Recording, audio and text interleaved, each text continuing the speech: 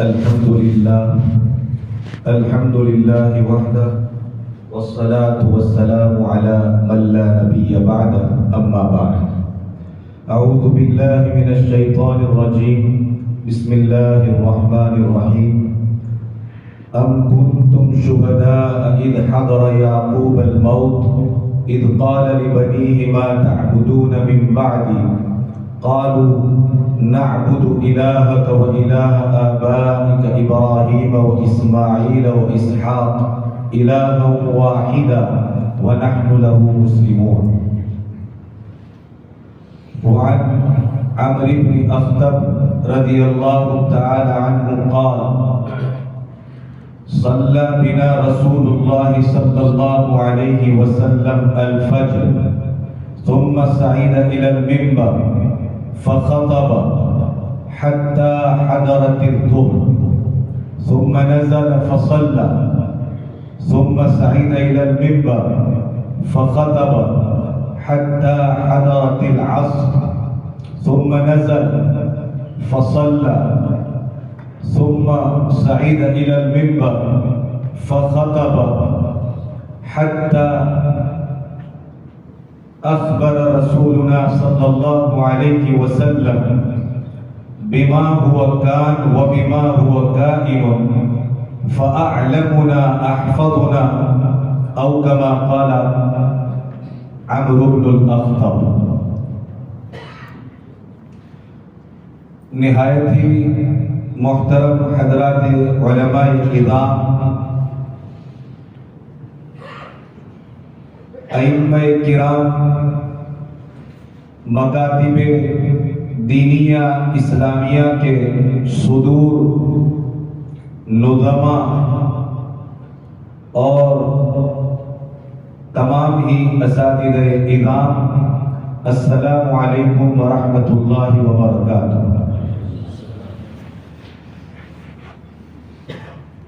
جیسا کہ ہم سبھی حضرات اس بات سے اب بخوبی واقف ہیں کہ ہم جس دور سے گزر رہے ہیں وہ دور انتہائی زیادہ حساس، سینسیٹیو، ہر اعتبار سے پر خطر، جہاں قدم قدم پر خدشات ہی خدشات اور خطرات ہی خطرات ہم محسوس بھی کر رہے ہیں، دیکھ بھی رہے ہیں، سن بھی رہے ہیں، اور یہ چبھن بھی اپنے دلوں میں محسوس کر رہے ہیں. کیسے ایسا ہو سکتا ہے کہ نبی رحمت صلی اللہ علیہ وسلم کے حقیقی وارثین اور جانشین حضرات علماء امت، اور ان میں بھی وہ حضرات علماء امت کہ جنہوں نے معلم انسانیت کے ساتھ اپنی معلمی کا رشتہ اور ناطہ جوڑ کر رکھا ہے، بھلا ایسے خطرناک اور حساس دور میں وہ کیسے آنکھ بند کر کے، ہاتھ پر ہاتھ رکھ کر درے کے درے بیٹھے رہیں اور مسئلے کی نزاکت کو محسوس کرتے ہوئے اس کے علاج کی کوششیں نہ کریں؟ ایسا کبھی ہو نہیں سکتا ہے. ہماری اہل علم کی سب سے بڑی نمایاں حیثیت ایک معلم کی حیثیت ہے. بحیثیت معلم آپ علیہ السلام نے، جہاں آپ کی ایک حیثیت نبوت ہے جو سب سے بڑی حیثیت ہے، اور اسی نبوت سے نبی رحمت صلی اللہ علیہ وسلم کو اس امت کا معلم اور اس امت کا مربی بنا کر کے رب تبارک و تعالی نے بھیجا. اور آپ علیہ السلام نے یہ جملے ارشاد فرما کر کے کہ نبوت کا سلسلہ تو اب ہمیشہ کے لیے ختم ہو چکا ہے، لیکن اب جو باقی رہے گا وہ اہل علم یعنی کہ معلم اور مربی ہونے کی حیثیت سے تعلیم و تربیت کا سلسلہ تا قیامت باقی رہے گا، اور ہم لوگوں کو رسول اکرم صلی اللہ علیہ وسلم نے اس لڑی میں پیرو کر کے، اس سلک میں منسلک کر کے ایک بہت ہی اہم اور بڑی ذمہ داری دے کر کے گویا کہ نبی رحمت صلی اللہ علیہ وسلم اس دنیا سے تشریف لے گئے ہیں، اور اتنی بڑی ذمہ داری آپ علیہ السلام نے ہمارے کندھوں پر ڈالی۔ اس اعتماد کے ساتھ آپ علیہ السلام نے ہمارے کندھوں پر یہ ذمہ داری ڈالی کہ یہ معلمین اور یہ مربین کی جماعت اس ذمہ داری کو ضرور نبھائے گی، اس لیے کہ آقا جناب محمد رسول اللہ صلی اللہ علیہ وسلم کا یہ دین، آپ علیہ السلام کی یہ شریعت اور آپ علیہ السلام کے واسطے سے اس امت کے اوپر، قیامت تک آنے والی امت کے اوپر جس شریعت کا تتمہ اور تکمیلہ ہوا اس کو قیامت تک باقی رکھنا تھا، تو رسول اکرم صلی اللہ علیہ وسلم نے انہی افراد کا اس ذمہ داری کے لیے انتخاب فرمایا کہ جو افراد اس ذمہ داری کو قیامت تک نبھائیں۔ بات صرف اتنی نہیں ہے، مسئلہ صرف اتنا نہیں ہے کہ اس ذمہ داری کو صرف نبھانا ہے، بلکہ ذمہ داری کو ذمہ داری سمجھ کر اور پوری حساسیت کے ساتھ، اور کہیں تو نبی رحمت صلی اللہ علیہ وسلم نے جس طرح سے معلم بن کر کے، حکیم بن کر کے، بصیر بن کر کے اور سب سے زیادہ شفیق بن کر کے اس ذمہ داری کو ادا کیا ہے، قیامت تک کا ہر معلم علم کے ساتھ ساتھ حکمت والا بھی ہونا چاہیے،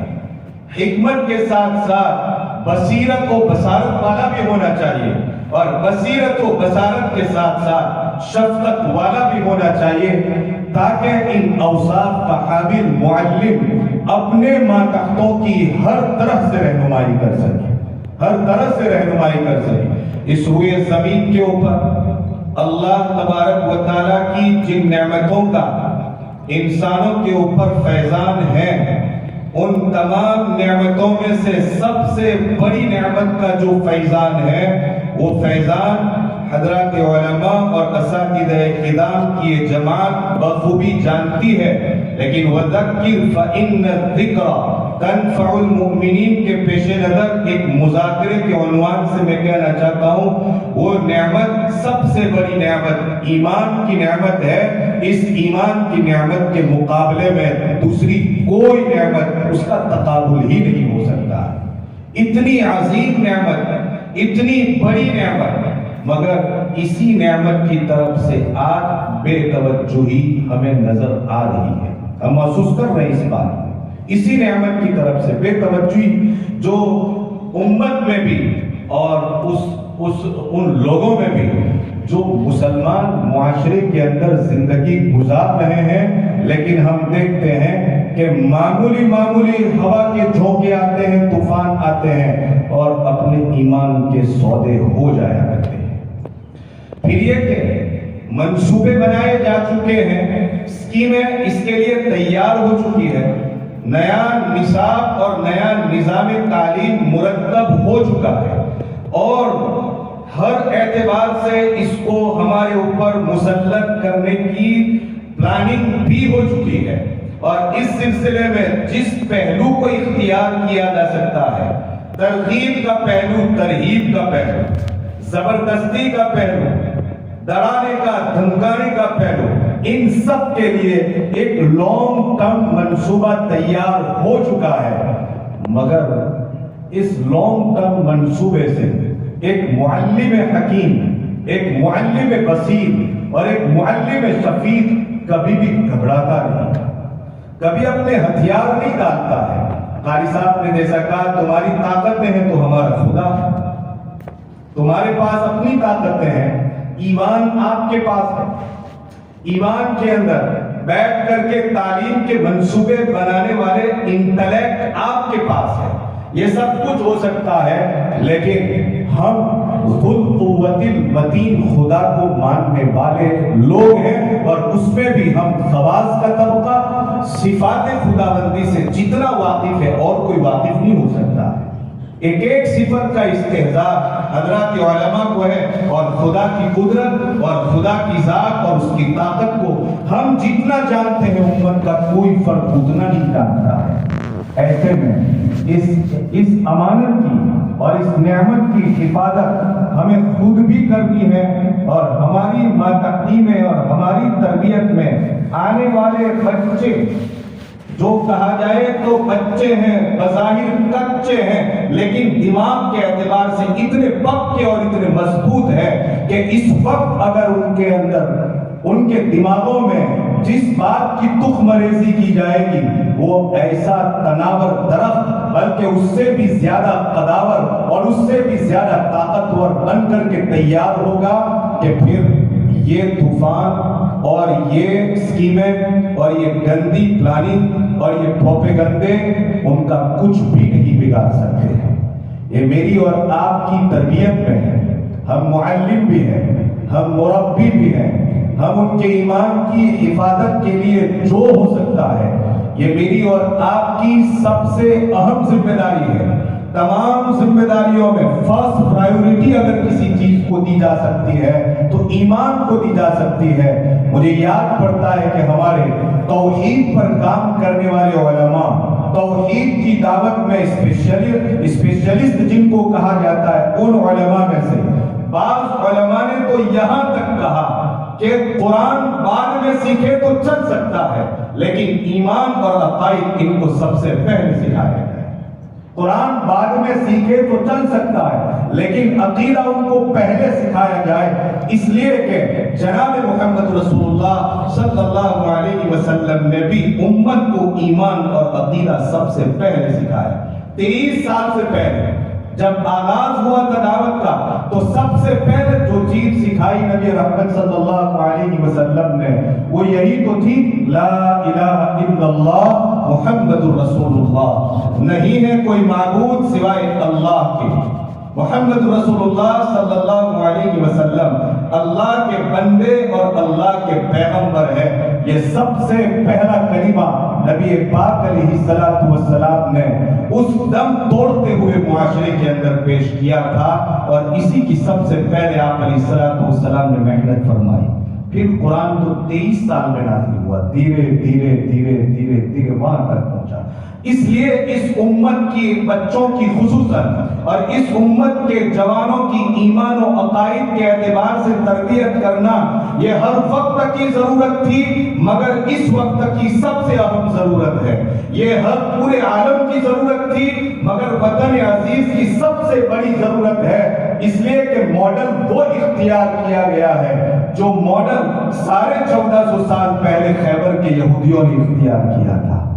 وہ ماڈل اختیار کیا گیا ہے اس وقت اسلام اور مسلمان، اور خاص طور پر ایمان اور مومن، اور اس کے ایمان کو ختم کرنے کے لیے اور ان کو عقائد حقہ سے پھیر کر عقائد باطلہ کی طرف لے جانے کے لیے وہی ماڈل تیار ہوا ہے جو ماڈل 1450 سال پہلے یہود اور کچھ مشرکوں نے مل کر کے تیار کیا تھا۔ اسی ماڈل کا انہوں نے اجرا فلسطین کے اندر کیا، مگر کامیاب نہیں ہو سکے۔ ایک غزہ کی پٹی مل کر کے ان کو کامیاب نہیں ہونے دیا۔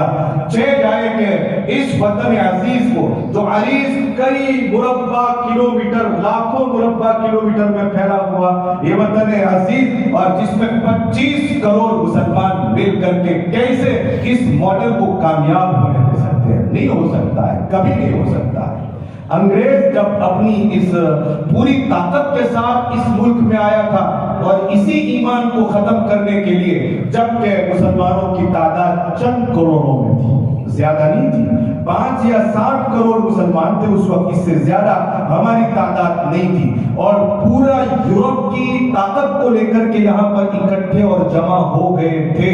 مگر اس کے باوجود بھی 7 یا 8 کروڑ مسلمانوں نے ان کا اور ان کے ساتھ در پردہ برادران وطن کی منافقت کی بنیاد پر جو ان کے ساتھ ہو گئے تھے، ان سب کا مجموعی طور پر مقابلہ کیا، اور الی یومنا ھذا آپ دیکھتے ہیں یہ بلند و بالا میناریں، آپ دیکھ رہے ہیں بلند و بالا درسگاہیں، یہ آپ دیکھ رہے ہیں ان کے آنگن، اور اس میں اچھلتے کودتے اور ایمان کی صدائیں بلند کرتے ہوئے یہ بچے، کیا 25 کروڑ کی طاقت کے ہوتے ہوئے بھی ہم اپنے ایمان کا سودا کر لیں گے؟ مجھے بتائیے، کیا یہ ہماری عقل کہتی ہے؟ کیا یہ ہمارا لوجک کہہ رہا ہے؟ ضرورت اس بات کی ہے کہ اس پروپیگنڈے کا مقابلہ قرآن اور حدیث کی روشنی میں اس ماڈل سے کیا جائے جس ماڈل کو رسول اکرم صلی اللہ علیہ وسلم نے پہلے تو مکہ المکرمہ میں پیش فرمایا تھا، اور پھر اخیر میں مدینہ المنورہ کی فلاحی ریاست کے اندر پیش فرمایا تھا۔ اور اس بات کی پیشین گوئیاں تو آپ علیہ السلام نے بہت پہلے سے فرمایا۔ آپ نے ایک روایت میں آپ علیہ السلام فرماتے ہیں ستکون بعدی حنات وحنات وحنات، ستکون بعدی حنات وحنات وحنات، میرے بعد تو حوادثات فتنے ہی فتنے، شرارتیں ہی شرارتیں، فساد ہی فساد، بگاڑ ہی بگاڑ کا دور آنے والا ہے، اور پھر امت کے علماء اور خاص طور پر معلمین کے کندھوں پر ایمان، عقائد اور اعمال صالحہ کی حفاظت کی ذمہ داری آپ نے عطا فرمائی۔ ایک جانب پہ ان فتنوں کا پریڈکشن ہے، ان کی پیشین گوئیاں ہے، اور دوسری جانب میں نبی رحمت صلی اللہ علیہ وسلم نے میرے اور آپ کے کندھوں پر یہ ذمہ داری سپرد ڈالی ہے۔ مطلب یہ نکلتا ہے کہ فتنے آئیں گے، مقابلہ تمہیں کرنا ہے، فتنے آئیں گے، میدان تمہیں نہیں چھوڑنا ہے، فساد پیدا ہوگا، فساد کے لیے اصلاح کی کوششیں تمہیں کرنی ہے، اور کوئی نہیں کرے گا یہ کوششیں۔ اسی لیے تو مفکر اسلام حضرت مولانا سید ابو الحسن علی میاں ندوی رحمۃ اللہ علیہ نے ایک بہت قیمتی بات بیان فرمائی تھی۔ پچھلے چند روز سے میں ان کو پڑھ رہا تھا، چونکہ حضرت والا کو پڑھنا اس لیے میں علماء کا خواص کا طبقہ ہے، میں اپنا سبق سنا رہا ہوں آپ حضرات کو، اور ایک مذاکرہ آپ کے سامنے پیش کر رہا ہوں مفکر اسلام کو، شیخ الہند رحمۃ اللہ علیہ کو، اور اسی طرح حضرت مولانا حفظ الرحمن سیوہاروی رحمۃ اللہ علیہ کو، اور ان جیسے حضرات اکابرین کو اس دور میں، حضرت شاہ ولی اللہ محدث دہلوی رحمۃ اللہ علیہ کو، سید عطا اللہ شاہ بخاری رحمۃ اللہ علیہ کو، اور مجدد الفسانی رحمۃ اللہ علیہ، ان حضرات کو اس دور میں، ہر دور میں پڑھنا ہے، لیکن اس دور میں ان کو اس لیے پڑھنا ہے کہ انہوں نے ایسے خطرناک ماحول اور پروپیگنڈوں کے خلاف ایمان کی دولت کو بچانے کے لیے کون کون سے کام کیے، اور ایمان کی دولت کو بچانے کے لیے انہوں نے قرآن و حدیث اور مدینہ المنورہ کی فلاحی ریاست کے ماڈل سے کون کون سے اصول کو اپنا کر کے برادران وطن کے ساتھ محبت کی فضائیں بھی ہموار کی، اور ساتھ ساتھ میں اپنے ایمان والوں کے ایمان اور اسلام اور ان کے اعمال صالحہ کی حفاظت بھی فرمائی۔ اسی فہرست میں ایک نام مفکر اسلام حضرت مولانا سید ابو الحسن علی میاں ندوی رحمۃ اللہ علیہ کا بھی آتا ہے۔ فرماتے ہیں کہ اللہ تبارک و تعالیٰ نے مجھے دین کا تھوڑا سا فہم عطا فرمایا، وہ مجھے بلوا رہا ہے، میرے سینے میں جو امانت ہے وہ مجھ سے کہلوا رہی ہے، اور میں کہتا ہوں کہ اسلام کی علامت یہ ہے، ذرا دھیان سے سنو، اسلام کی علامت یہ ہے، اسلام کی علامت یہ ہے کہ ہر آدمی اپنے بچے کی جسمانی موت کو ترجیح دے اس کی روحانی موت کے اوپر۔ ایمان کا چلا جانا یہ اس کی روحانی موت ہے، آدمی کا مر جانا یہ اس کی جسمانی موت ہے۔ مفکر اسلام فرماتے ہیں ہر اسلام کی علامت یہ ہے، ہر آدمی کے لیے اسلام کی علامت یہ ہے کہ ہر آدمی اپنے بچے کی جسمانی موت کو ترجیح دے گا اپنے بچے کی روحانی موت کے اوپر، اور پھر فرماتے ہیں اس بنیاد پر کہ اگر اس کی روحانی موت واقع ہو گئی، روحانی طور پر وہ مر گیا، ایمان اس کا چلا گیا، عقائد اس کے برباد ہو گئے، فرماتے ہیں مفکر اسلام اس لیے کہ اگر اس کی روحانی موت ہو گئی تو ابد الآداب جہنم کی آگ میں پھونکتا رہے گا، اور یہ بڑا ہی سخت عذاب ہے۔ یہ انتہائی خطرناک عذاب ہے۔ اور اس کے بعد مفکر اسلام فرماتے ہیں کہ یہ بات بہت مشکل سے میری زبان سے ادا ہو رہی ہے، اور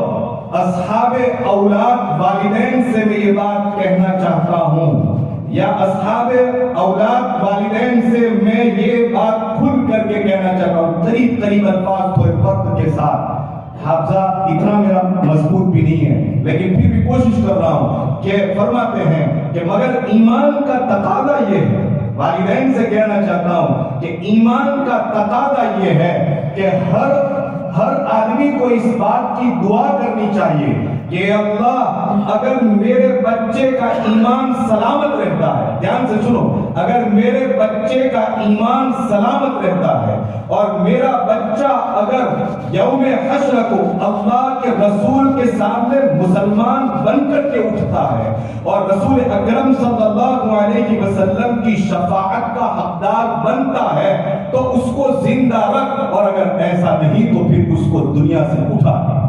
یہ دعا ہر ماں باپ کو کرنی چاہیے۔ اس سے سمجھ میں آتا ہے کہ معاملہ کتنا سنگین ہے۔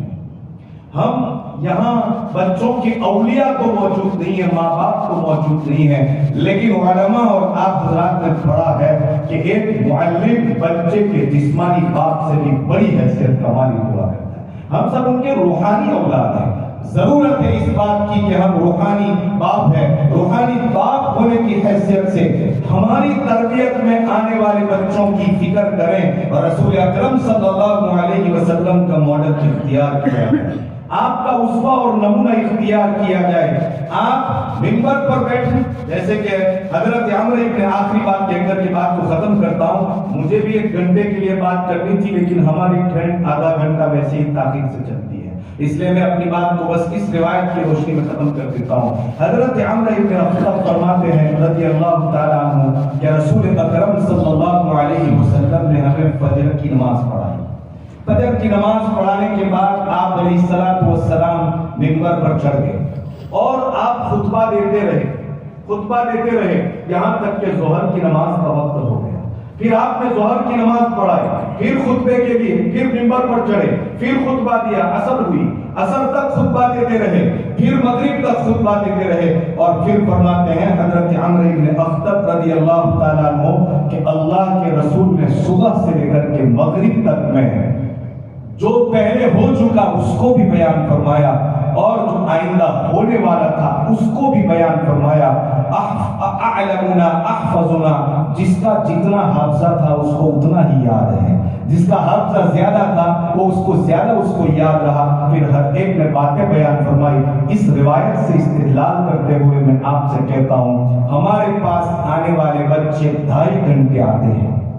اس 2.5 گھنٹے میں ماضی کیا تھا وہ بھی ان کو سمجھانا ہے، حال کیا ہے اس کی بھی ان کو تعلیم دینا ہے، اور مستقبل میں کن خدشات اور خطرات سے نمٹنا ہے اس کی بھی ان کو تعلیم دینا ہے۔ رہا سوال، یہ سوال دماغوں میں آ سکتا ہے کہ بچے بڑے چھوٹے ہوا کرتے ہیں، میں آپ کو ایک مثال دے کر کے سمجھانا چاہتا ہوں۔ حضرت حسنین میں سے اللہ کے رسول صلی اللہ علیہ وسلم کے پاس بیٹھے ہوئے تھے، صدقے کے کھجور آئے تھے، اللہ کے رسول صلی اللہ علیہ وسلم کی موجودگی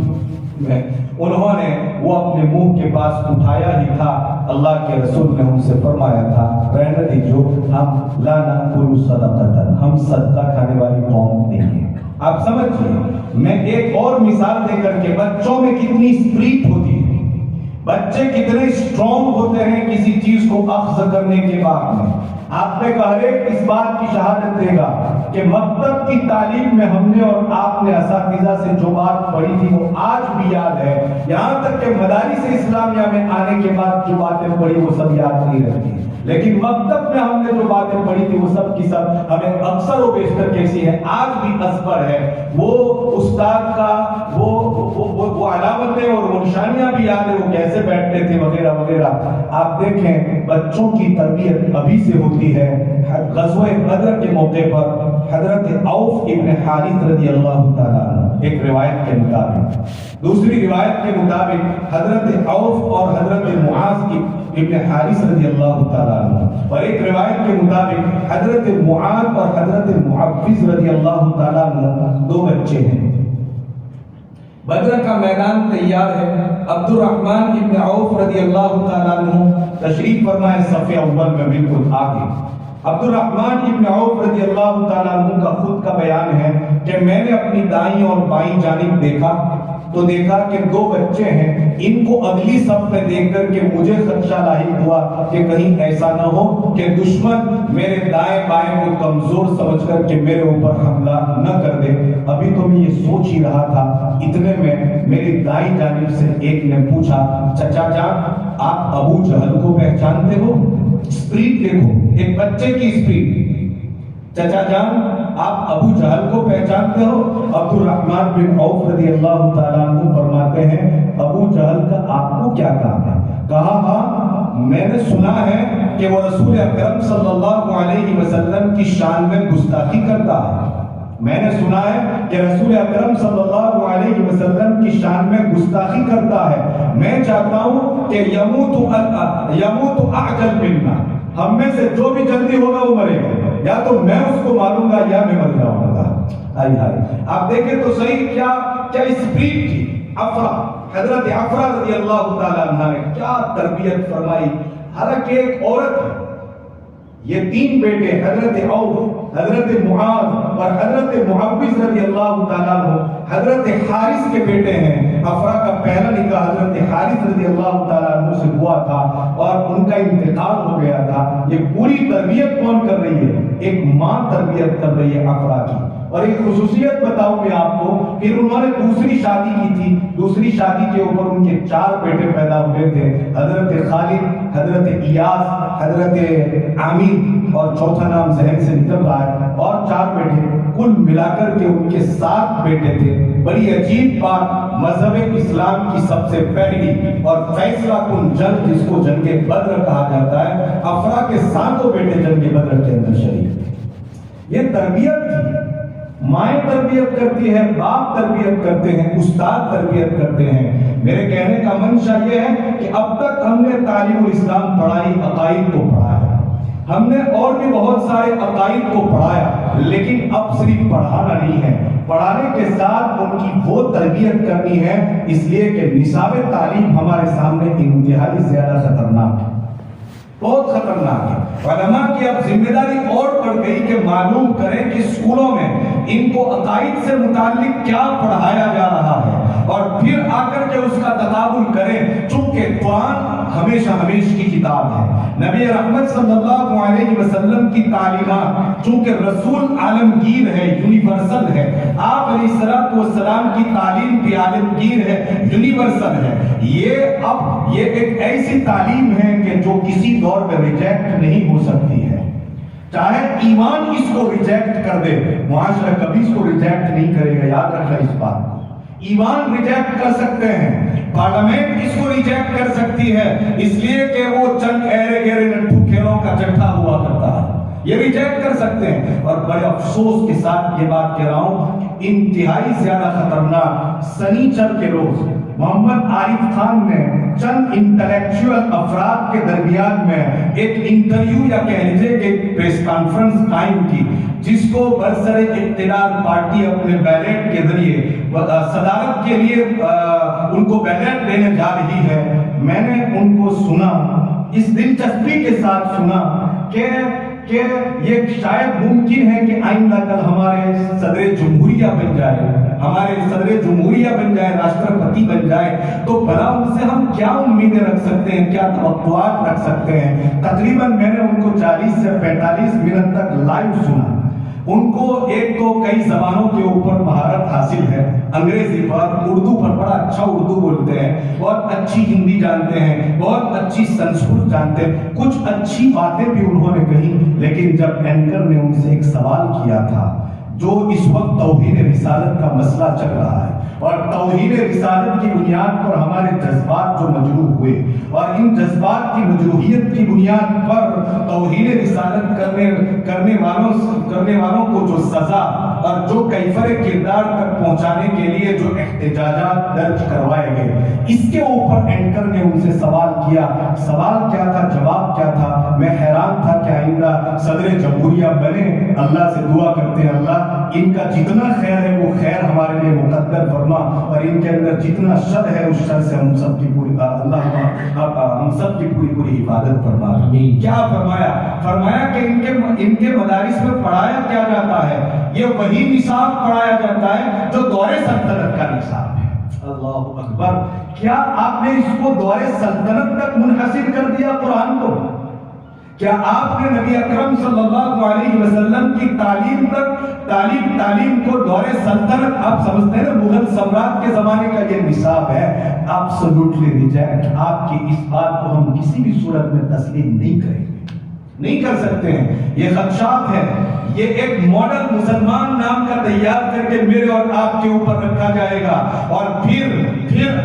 پوری دنیا کو باور کرایا جائے گا کہ جو نصاب تعلیم اور جو نظام تعلیم ہندوستان کے اسکولوں کے اندر ہم نے رائج کیا ہے، اس کے اوپر ایک مسلم صدر جمہوریہ کے دستخط ہے، اور اس طرح سے اس کو غیر اسلامی جو کہا جا سکتا ہے یا جارحانہ نصاب تعلیم جس کو کہا جا سکتا ہے، اس سے لوگوں کے ذہنوں کو پھیرا جا سکتا ہے۔ میں پھر سبب دوہرا دوں اور بات کو ختم کر رہا ہوں۔ خدا مجھے اور آپ کو تسلسل کے ساتھ اس محنت کو لے کر کے چلنا ہے، تسلسل کے ساتھ اس کی تکبیر مسلسل ہونی چاہیے۔ یہ ایک دن کا مسئلہ نہیں ہے، یہ ایک اجلاس کا مسئلہ نہیں ہے، یہ ایک اجتماع کا مسئلہ نہیں ہے۔ اس طرح کے الگ الگ نوعیت کے الگ الگ جگہوں کے اوپر اجلاس ہونے چاہیے، اور اس تعلیمی بیداری کی بہت ضرورت ہے۔ مستقبل چاہے ظاہری اعتبار سے بڑا دھندلا سا نظر آتا ہے، لیکن ہر نیگیٹو پہلو میں پوزیٹو پہلو کو نکالنا یہ نبی رحمت صلی اللہ علیہ وسلم کی تعلیمات میں سے۔ صلح حدیبیہ میرے اور آپ کے سامنے ہے، ہمیں کچھ کمپرومائز کرنا پڑے ہم کریں گے تھوڑا بہت جہاں تک ہو سکتا ہے، جتنی فلیکسیبلٹی ہماری شریعت میں لچک ہے اتنا تو ہم کر سکتے ہیں، لیکن ایمان کے باب میں، عقائد کے باب میں یہ ہرگز نہیں ہو سکتا ہے۔ اس لیے اس آج کے اجلاس کے ذریعے آپ کے مہمان جو ہمارے مہمان خصوصی ہے، خاص طور پر انہی کو بولنا ہے، اور انہی کی ارشادات کو، ان کی توجیہات کو، ان کی ہدایات کو، ان کی رہبریوں کو ہی ہم یہاں پر سننے کے لیے میں بھی آیا ہوں، آپ بھی آئے ہیں، اور ہم سب مل کر کے ان کی رہبریوں اور ان کی رہنمائیوں میں آگے بڑھیں گے تو ہم ایمان و عقائد کی حفاظت کے لیے کیا نصاب تعلیم ہونا چاہیے۔ نصاب تعلیم تو وہی رہے گا ہمارا، لیکن اب جو ہے نئے دور میں اس کا مقابلہ کرنے کا نیا طریقہ کیا ہوگا، نئے ماڈل کا مقابلہ کس انداز سے کریں گے، اس کی ہمیں انشاءاللہ ضرور رہنمائیاں ملیں گی۔ ایمان والوں کے لیے دنیا میں کئی وعدے کیے اللہ تبارک و تعالیٰ نے، لیکن آج ہم دیکھ رہے ہیں ایک بھی وعدہ پورا ہوتا ہوا نظر نہیں آ رہا ہے۔ یہ دلیل ہے اس امر کی کہ ایمان کمزور ہو چکا ہے۔ اسی کمزور ایمان کو پختہ، میرے ایمان کو، آپ کے ایمان کو، ہماری تربیت میں رہنے والے بچوں کے ایمان کو اتنی تربیت دینی ہے کہ خود ان کا ایمان بھی محفوظ ہو جائے اور وہ دوسروں کے ایمان کے محافظ بن جائیں۔ دعا کرتا ہوں اللہ تبارک و تعالیٰ مجھے سب سے پہلے سمجھنے کی توفیق عطا فرمائے، اور ہم پوری علماء برادری کو اس بات کو سمجھنے کی اور اس کے لیے تیاری کرنے کی توفیق نصیب فرمائے۔ اکابرین میرے سامنے بیٹھے ہوئے بڑی عمر کے لوگ بھی ہیں، مجھ سے زیادہ تجربہ رکھنے والے ہیں، میرا دنیا میں وجود بھی نہیں تھا اس وقت انہوں نے پڑھانا شروع کر دیا تھا۔ یہ تھوڑی سی میں نے لب کشائی کی اور آپ کی سما خراشی کی، معذرت تو نہیں چاہتا ہوں لیکن اتنا ضرور کہتا ہوں کہ یہ سما خراشی اس لیے کی کہ مجھے اپنا سبق سنانا تھا۔ السلام علیکم۔